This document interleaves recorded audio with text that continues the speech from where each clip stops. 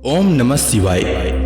शिव सत्य हैं, समर्पण हैं, त्याग हैं और परिभाषित होने से परे हैं। शास्त्रों में कहा गया है, आत्मा त्वं गिरजामति सचरा प्राण शरीरम गृहम पूजा ते विषयोपभोग रचना निद्रा समाधि स्थिति संचारम पदयो प्रदक्षिण विधि अस्तोत्राणि सर्वा गिरो यद्यत कर्म करोमि तद्दत खिलम संभो तवाराधनम। आप आत्मा हैं, मति पार्वती हैं, प्राण आपके गण हैं, शरीर मंदिर है, जो खाना पीना है वह आपकी पूजा है, निद्रा समाधि है, चलना फिरना आपकी परिक्रमा है, जो शब्द बोल रहा हूँ वे स्तोत्र पाठ हैं, जो कुछ भी कर रहा हूँ हे शिव आपकी आराधना के अतिरिक्त और हो भी क्या सकता है, क्योंकि आप सर्व हैं ना। जब सब कुछ आप ही हैं, सर्वम शिवमयम जगत। जिस तरह सत्य और शक्ति एक दूसरे के बगैर अधूरे हैं, जिस तरह आत्मा और मन के बगैर शरीर जागृत नहीं हो सकता, उसी तरह शिव और पार्वती की एक दूसरे के बगैर कल्पना भी नहीं की जा सकती।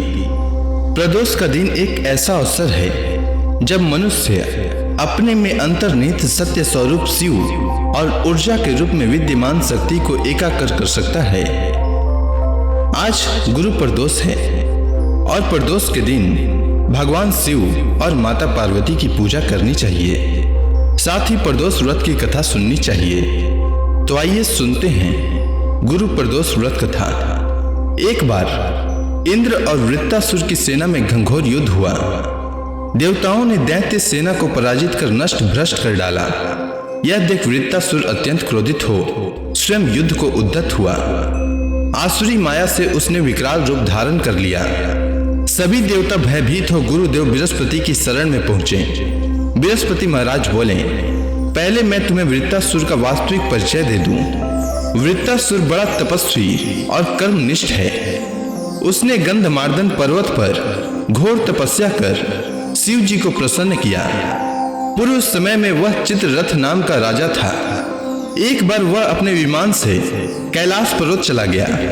वहां शिव जी के वाम अंग में माता पार्वती को विराजमान देखकर वह उपहास पूर्वक बोला, हे प्रभु, मोह माया में फंसे होने के कारण हम स्त्रियों के वशीभूत रहते हैं, किंतु देवलोक में ऐसा दृष्टिगोचर नहीं हुआ कि स्त्री आलिंगनबद्ध हो सभा में बैठे। चित्ररथ के यह वचन सुन सर्वव्यापी शिव शंकर हंसकर बोले, हे राजन, मेरा व्यवहारिक दृष्टिकोण पृथक है। मैंने मृत्युदाता कालकूट महाविष का पान किया है, फिर भी तुम साधारण जन की भांति मेरा उपहास उड़ाते हो। माता पार्वती क्रोधित हो चित्ररथ से बोली, अरे दुष्ट, तूने सर्वव्यापी महेश्वर के साथ ही मेरा भी उपहास उड़ाया है।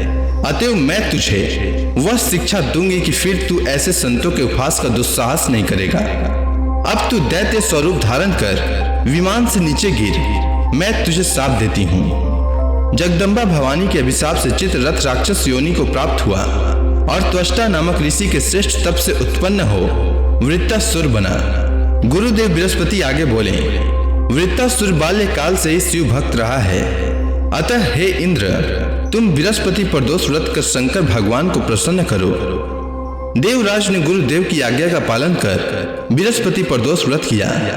गुरु प्रदोष व्रत के प्रताप से इंद्र ने शीघ्र ही वृत्तासुर पर विजय प्राप्त कर ली और देवलोक में शांति छा गई।